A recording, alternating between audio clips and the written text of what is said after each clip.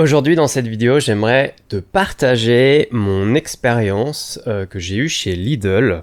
J'ai travaillé chez Lidl durant 11 mois en 2022 et je me suis dit que ce serait intéressant de partager mon expérience pour, voilà, si c'est quelque chose que tu te demandes comment ça se passe chez Lidl.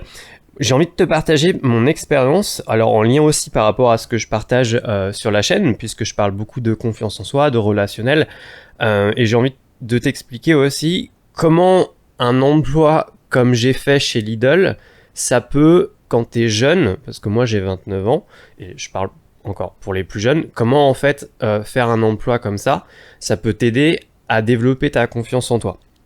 Parce que à mon sens, apprendre des compétences qui sont diverses et variées, notamment à travers le travail dans le monde du salariat, je trouve que ce sont des opportunités pour développer sa confiance en soi et développer de l'assurance. Et je trouve que, il y a des opportunités à prendre pour pouvoir le faire. Et aujourd'hui, moi, j'aimerais revenir sur cette expérience-là que j'ai effectuée donc en 2022, donc ça fait maintenant 2 ans. Voilà, je vais te partager mon point de vue, je vais te partager mon expérience, je vais te partager comment ça s'est passé. Si tu me connais pas encore, je m'appelle Nathanaël et en fait, aujourd'hui j'ai 29 ans comme je l'ai dit et je suis, mon métier de base, c'est praticien en hypnose ericksonienne. Je propose de l'accompagnement à distance et vu que en fait j'en vis pas encore aujourd'hui, moi actuellement je suis salarié depuis peu en plus de ça dans une entreprise Ikea actuellement, et puis je voulais un peu revenir en effet sur cette expérience que j'avais eue chez Lidl en 2022. Moi je suis j'adore travailler dans le monde du salariat parce que j'apprends, en fait ça offre des opportunités d'apprentissage de compétences que je pourrais pas apprendre ailleurs. Enfin, dans mon métier de base en tant que hypnothérapeute, il y a des choses que je pourrais pas apprendre en fait. Et du coup, c'est pour ça que c'est quelque chose que j'apprécie. Et puis même en plus de ça, faire de l'accompagnement à temps plein, je sais pas vraiment si j'en serais entre guillemets. C'est pas capable, mais je sais pas si ça me plairait en fait, parce que ça demande quand même beaucoup d'énergie. Donc voilà, sur cette chaîne-là, parce que je pense que ça va attirer pas mal de nouveaux abonnés, sur cette chaîne-là, moi je parle beaucoup de confiance en soi, de relationnel, d'interaction avec les gens, comment se sentir à l'aise dans nos interactions au quotidien. Donc si ce sont des choses qui t'intéressent, moi je t'invite à t'abonner à la chaîne. La vidéo, elle va être un peu longue parce que je vais te partager quand même une expérience assez complexe. Donc voilà, prends un truc à boire, installe-toi et puis on est parti. Je vais te poser d'abord le contexte. Je vais te poser le contexte. Moi actuellement, à 29 ans, je suis encore chez mes parents et pour beaucoup de jeunes, c'est encore le cas. C'est pas quelque chose, je pense, qu'on devrait juger. C'est encore le cas pour beaucoup de jeunes. Moi, je suis pas le seul. Et en 2022, pour te poser le contexte, moi, j'avais pas encore mon permis de conduire et j'habite à la campagne. J'habite en Isère. Et j'avais pas encore mon permis de conduire et quand t'habites à la campagne, sans permis de conduire, c'est compliqué de trouver du travail. Et alors, je te pose rapidement le contexte, pourquoi j'avais pas mon permis de conduire à cette époque-là, à 28 ans. Parce qu'en fait, j'avais claqué tout mon fric en formation dans l'accompagnement et j'en suis très content. D'ailleurs, je reviendrai pas en arrière. Je suis très satisfait d'avoir fait ce choix-là. Et c'est juste qu'à ce moment-là, j'avais besoin de m'occuper de mon permis. Et en fait, avant de débarquer donc chez Lidl, moi je suis passé par Indeed pour trouver ce poste-là. Et avant de passer chez Lidl, j'ai travaillé 3 jours chez McDo. Voilà. Pour les gens qui ont travaillé là-bas, je pense qu'ils comprennent pourquoi je suis resté 3 jours. Du coup, j'ai démissionné et je continuais à regarder sur Indeed et en fait, 3 jours plus tard, je suis tombé sur une annonce du Lidl et qui se trouve à 10 minutes de chez moi en vélo. Alors, moi qui n'avais pas mon permis de conduire, ça a été une opportunité incroyable parce que j'ai pu du coup utiliser ce cadre-là, cette situation-là, pour pouvoir entre guillemets en profiter au maximum. Et du coup, je suis arrivé en janvier 2022, donc dans un Lidl. Je pense qu'en vrai, les Lidl aujourd'hui, en termes de taille et d'équipe, je pense qu'ils sont à peu près à peu près, je pense, tous la même taille. De toute façon, aujourd'hui, quand ils sont construits, ils sont quasiment construits tout le temps à l'identique. Moi, j'ai débarqué dans une équipe à peu près d'une quinzaine de personnes. Et quand tu travailles dans un Lidl, on est à peu près 4-5, quand vraiment les effectifs sont bien. Je vais t'expliquer après. Par demi-journée. Alors, comment ça se passe chez Lidl? Moi, je suis arrivé donc en 2022, donc après la période Covid, et ils proposaient encore je sais plus trop comment ça s'appelait, c'était en fait, ils proposaient des contrats CDD de remplacement pour des gens qui tombaient malades à cause du Covid. Enfin, je crois que c'était un truc dans le genre, à vérifier.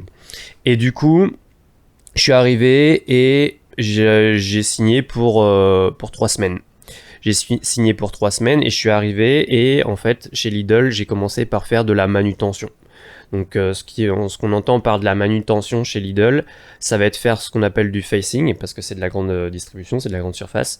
Donc en fait, tu rapproches les produits dans les rayons pour que ça soit propre et beau. Et chez Lidl aussi, tu fais les cartons. En gros, les produits ils sont posés dans des cartons, pas comme dans les autres, pas comme dans les autres grandes surfaces. Et du coup, il faut les enlever régulièrement. Du coup, tu passes dans les rayons avec un chariot, tu les remplis de cartons, puis tu les jettes et tu recommences. Et ça peut arriver aussi de faire de la mise en rayon. Alors moi, j'en ai fait à ce moment-là, durant ce contrat-là. Et en fait, moi, je suis arrivé, déjà parce que moi, à ce moment-là, je recherchais en fait un boulot. Déjà parce que j'avais besoin de passer mon permis de conduire. J'avais besoin de me le payer. Et en plus de ça, à côté de ça, je voulais me payer une grosse formation en marketing. J'en ai eu pour cher, en vrai, je pense que c'était pas un très bon choix de ma part, mais bon, ça c'est une autre histoire. Et du coup, je suis allé dedans. Et je suis resté 3 semaines. Et j'ai été, par expérience, j'avais déjà fait quelques grandes surfaces, notamment Super U, notamment Carrefour. Et entre guillemets, Lidl, c'est la moins pire. Parce que, c'est bête à dire, mais ils payent les heures. C'est bête à dire, mais au moins ils payent les heures. T'as une badgeuse, donc en fait ils respectent le temps de travail. Et chez Lidl, quand t'arrives, aujourd'hui Lidl il propose directement des CDI de 30 heures pour les gens qui viennent. C'est principalement des jeunes. Et moi je trouve que c'est une super opportunité. En termes d'avantages, tu as un 13e mois. Et alors moi, j'en ai profité, mais c'est ce qu'on appelle au prorata, il me semble. Moi, j'en ai profité. Et en fait, c'est hyper encadré. Par rapport à l'expérience que j'avais d'autres entreprises, je trouve que chez Lidl, c'était super encadré. Tu fais un premier jour en direction régionale d'intégration, où tu as en fait une journée de présentation et de formation, avec la remise de ton uniforme, tes chaussures de sécurité et de ton matériel.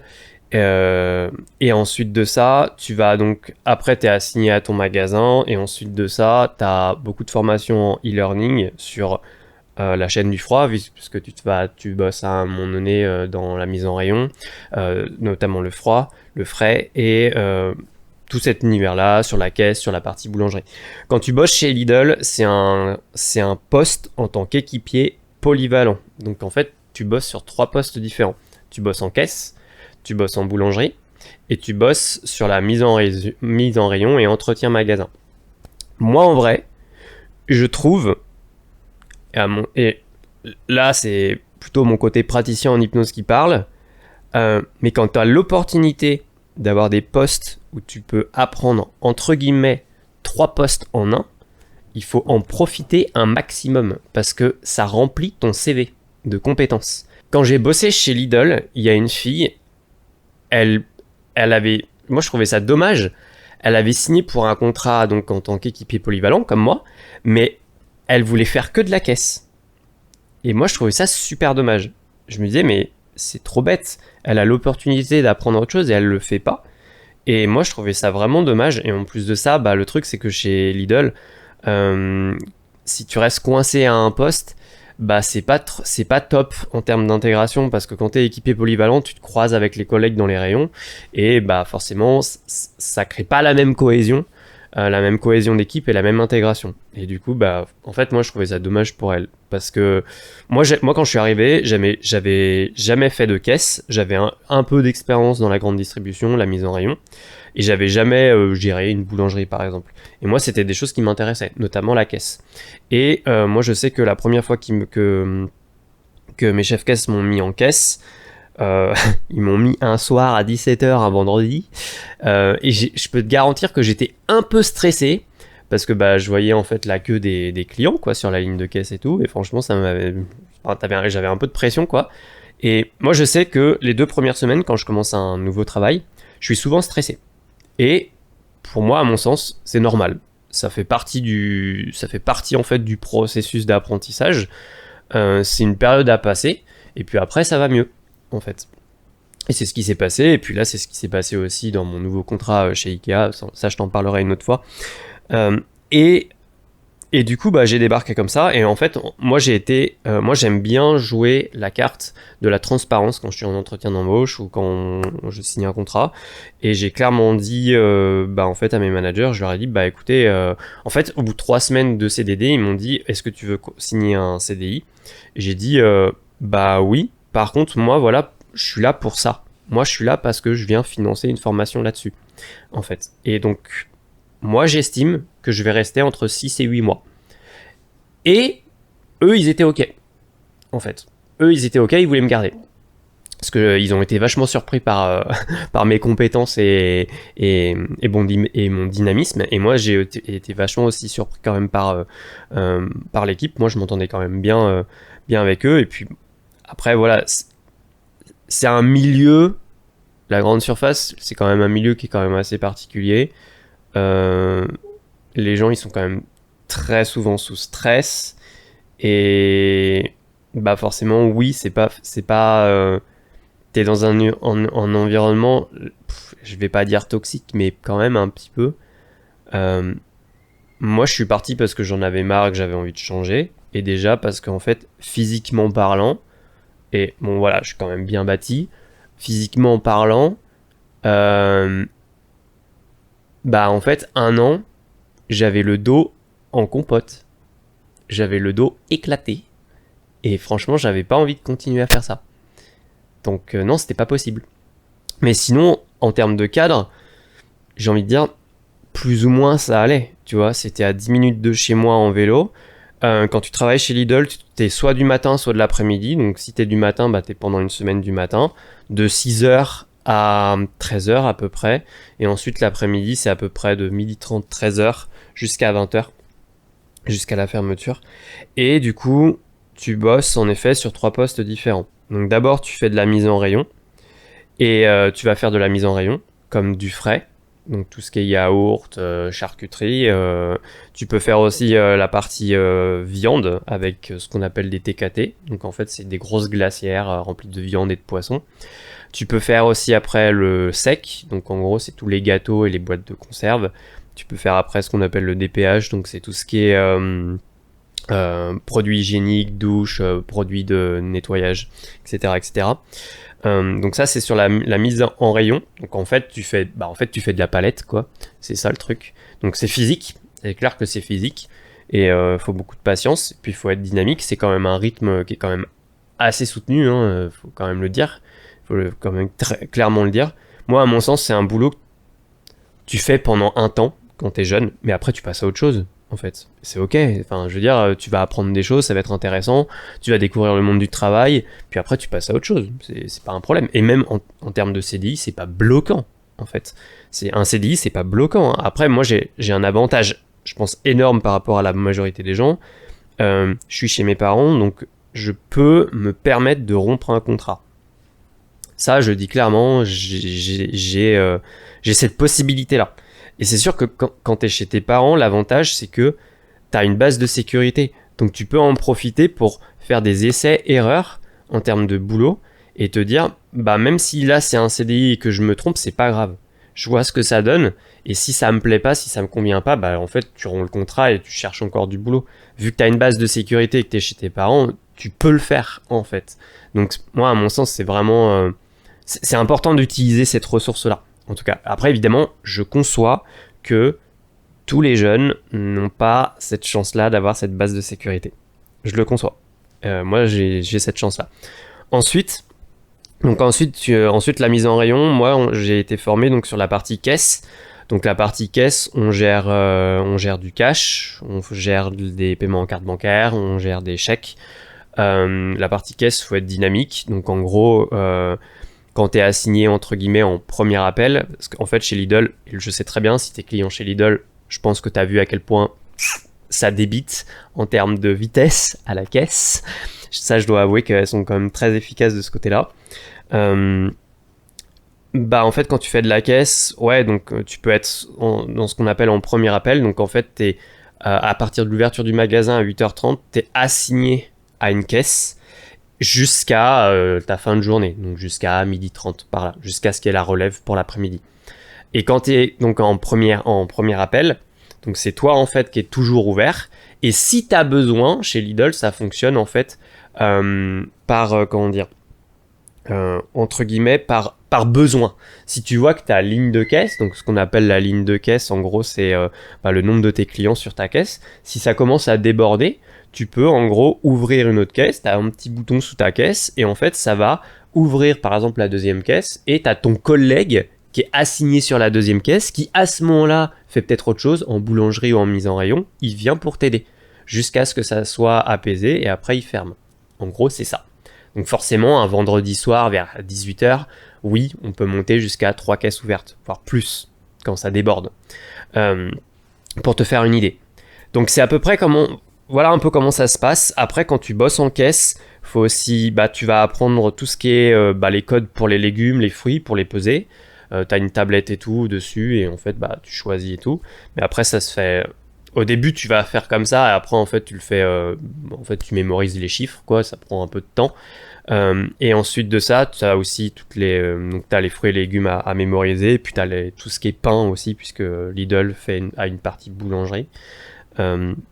Donc voilà, ça se fait à peu près comme ça. Moi, la partie caisse, j'en avais jamais fait et je me suis dit, ah, trop bien, je vais pouvoir apprendre à faire de la caisse et en plus à apprendre à gérer une partie boulangerie. Si un jour j'ai envie de travailler par exemple dans un salon de thé ou dans un coffee shop, en fait ça va m'ouvrir des portes et avoir ça sur le CV, c'est cool. Moi, je trouve qu'avoir Lidl sur le CV, c'est bien. C'est bien, je pense que ça a le même poids que McDo. En fait, sur le CV. Ça veut dire que tu es polyvalent, que tu es capable d'apprendre plein de choses différentes, que tu es dynamique, parce que c'est quand même un milieu qui est quand même assez énergétique, faut le dire, et assez vite. Donc ça, c'est cool, et tu peux travailler en équipe en plus de ça.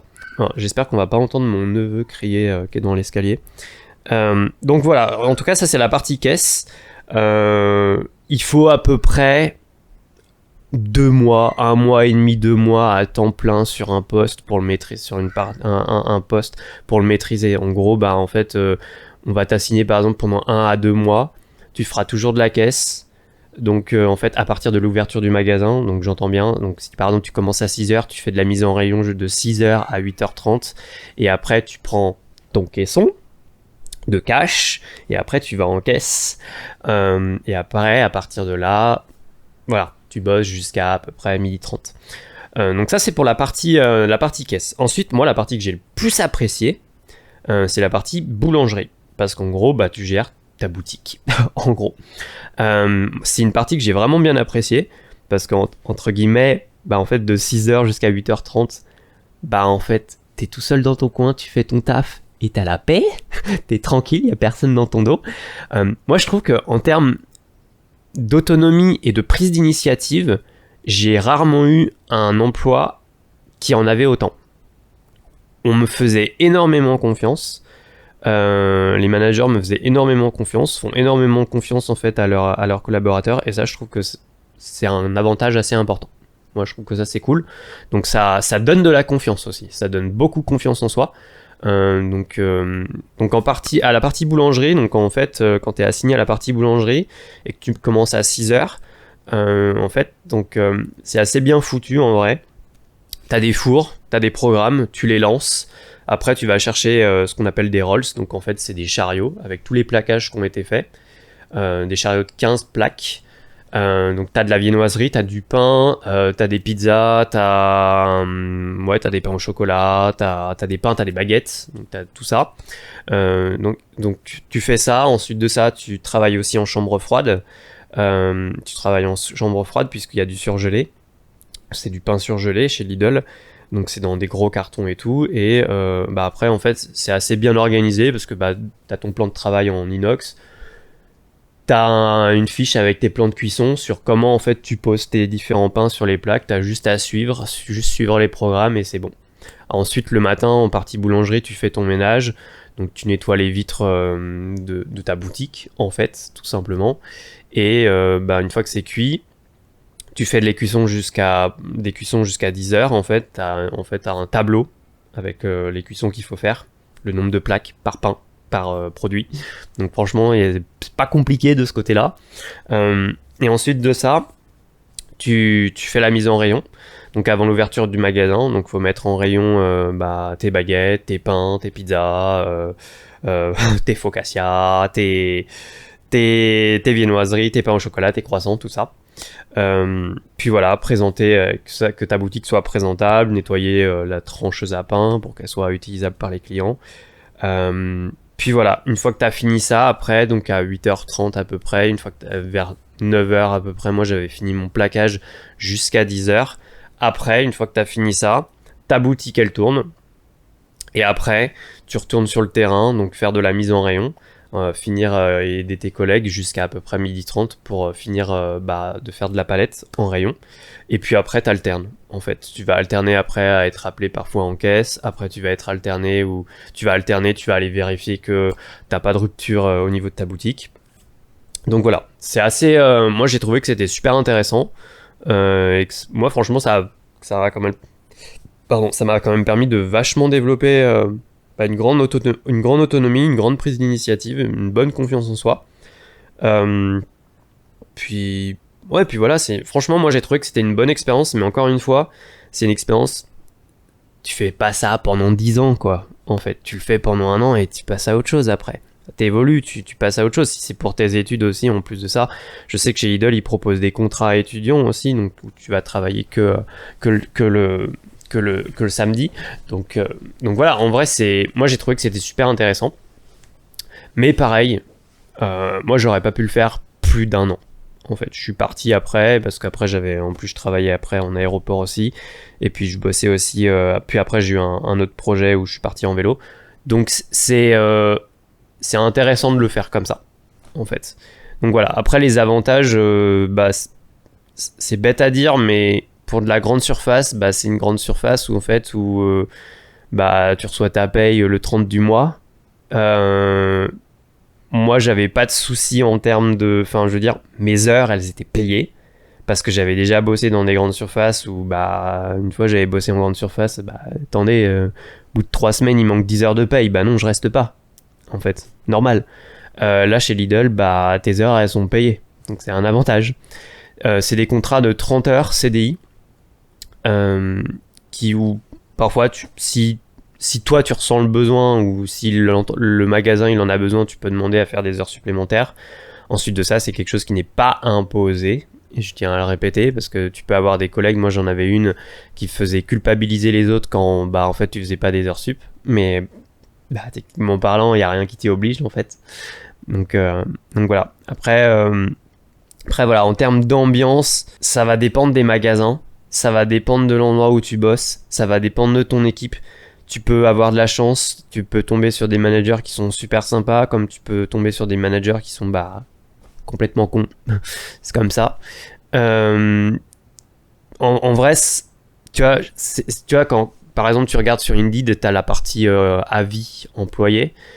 C'est difficile de se faire une idée d'une entreprise tant que t'as pas mis les pieds, parce que si j'avais bossé dans un autre Lidl, ça se trouve ça aurait été pire. Si j'avais bossé dans un autre Lidl, ça se trouve ça aurait été mieux. On peut pas savoir en fait. Donc ça va dépendre du magasin où tu bosses. Ça va dépendre aussi de toi. Ça va dépendre de ton tempérament, parce que en fait moi je sais pas. C'est sûr que si t'es quelqu'un qui est pas très bosseur, oui, c'est possible que tu te plaignes. c'est possible que ça te convienne pas. Donc voilà. en termes d'opportunités et d'apprentissage, moi je trouve que c'est super intéressant de le faire. Puis voilà, je vois pas trop ce que je pourrais rajouter d'autre. Si tu as des questions, si tu te demandes, je sais pas, si tu te poses d'autres questions sur cette entreprise-là, moi je serais ravi d'y répondre. Mais encore une fois, moi j'insiste vraiment là-dessus, mais quand t'es jeune, quand t'as la vingtaine, pour développer sa confiance en soi, de façon générale, hein, je parle pas uniquement dans le monde du salariat, moi j'encourage toujours les gens en fait à, et c'est mon avis, hein, mais plus tu vas apprendre de compétences différentes, plus ça va renforcer ta confiance en toi, plus en fait ça va aussi développer ton sens de l'apprentissage, et plus en plus de ça, ça va aussi renforcer l'estime que tu as de toi-même. Parce qu'à mon sens, l'estime qu'on a de nous-mêmes, l'estime de soi, elle est basée sur la valeur que l'on s'accorde. Et si tu te rends compte que tu es capable de faire plein de choses différentes, bah c'est génial. Moi, j'ai bossé donc dans un Lidl, j'ai fait ces 3 postes différents-là, je sais que je suis capable de bosser là-dessus. Là, j'ai commencé un nouveau contrat chez Ikea, c'est encore des choses différentes. J'ai bossé en aéroport où je parlais anglais. Pareil, en aéroport, j'ai fait 3 postes différents. Donc, en fait, plus tu vas... Comment dire ? En plus, le truc, c'est varier, surtout. Varier. Moi, j'adore varier, parce que j'adore apprendre des choses nouvelles. Varier et voir des choses nouvelles et apprendre. Et à mon sens, moi, je l'ai vu, hein, chez Lidl, c'est quand même un milieu qui est particulier, avec un milieu, entre guillemets, socio-professionnel qui est aussi particulier. Alors, c'est pas du jugement, hein, c'est de l'observation. La plupart des gens qui travaillent là-dedans, c'est pas qu'ils sont pas capables de faire autre chose, c'est qu'en fait, la majorité des gens qui bossent là-dedans, ils ont l'impression qu'ils sont pas capables de faire autre chose. Ils croient, à tort, c'est des croyances limitantes qui sont pas capables d'apprendre autre chose. Et je trouve ça dommage. Et du coup, bah, t'as des gens, ils s'enferment dans ce genre de boulot, ils y restent pendant 5-10 ans. Ouais, et franchement, c'est un boulot où... Moi, j'ai énormément de respect pour les gens qui y restent longtemps, hein, parce que, franchement, moi, je pourrais pas. Hein. Moi, je pourrais pas. Moi, 1 an, ça m'a suffi. Mais après, pareil, c'est intéressant en termes d'apprentissage. Voilà. Et le truc, c'est que j'en avais parlé dans mes emails privés récemment, mais plus tu vas apprendre des choses nouvelles, plus ça va renforcer tes croyances en ta capacité à apprendre.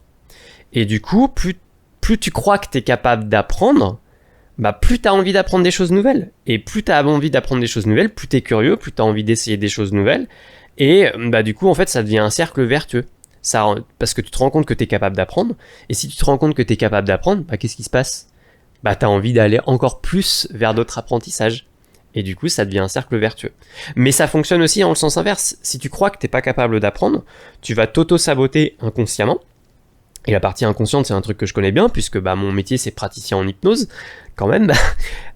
Et si tu crois que tu n'es pas capable d'apprendre quelque chose de nouveau, tu vas t'auto-saboter. Et en fait, tu vas valider ta croyance par la même occasion. Ah, bah tu vois, en fait, je suis pas capable d'apprendre quelque chose de nouveau. Bon, bah en fait, je resterai là-dedans toute ma vie. Mais en fait, dans les 2 cas, t'as raison. Ouais.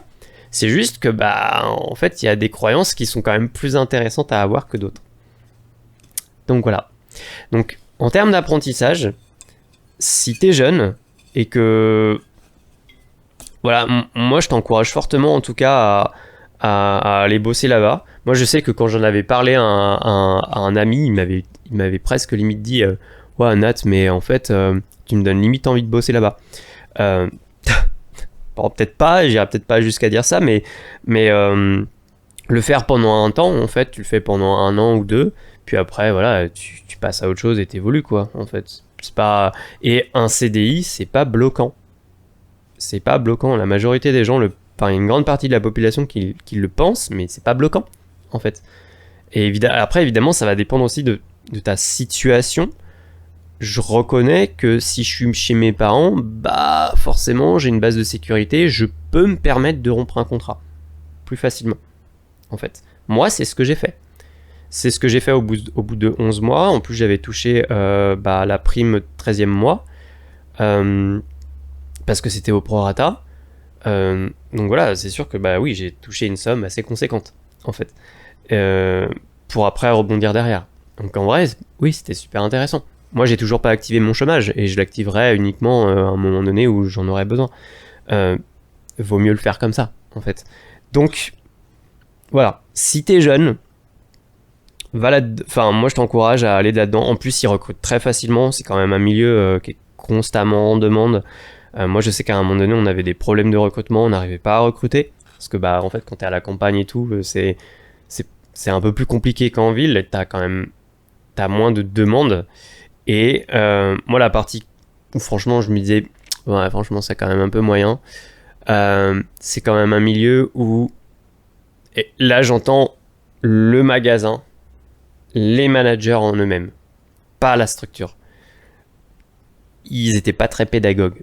Et du coup, en termes de... ils savaient pas vraiment former les gens. En fait, moi, c'est ce que je trouvais dommage.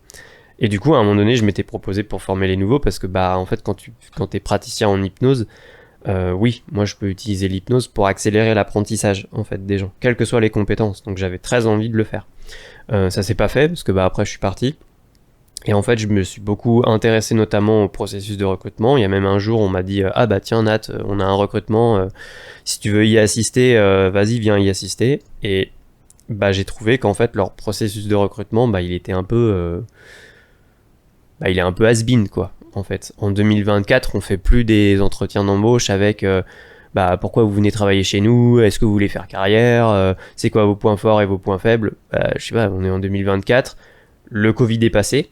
C'est plus les mêmes règles du monde du travail, clairement. Il faut quand même dire les choses. C'est plus les mêmes règles. Les mêmes règles implicites, j'entends. C'est pas les mêmes fonctionnements. Et du coup, à mon sens, ces entreprises, elles ont besoin de faire évoluer en tout cas leur processus de recrutement.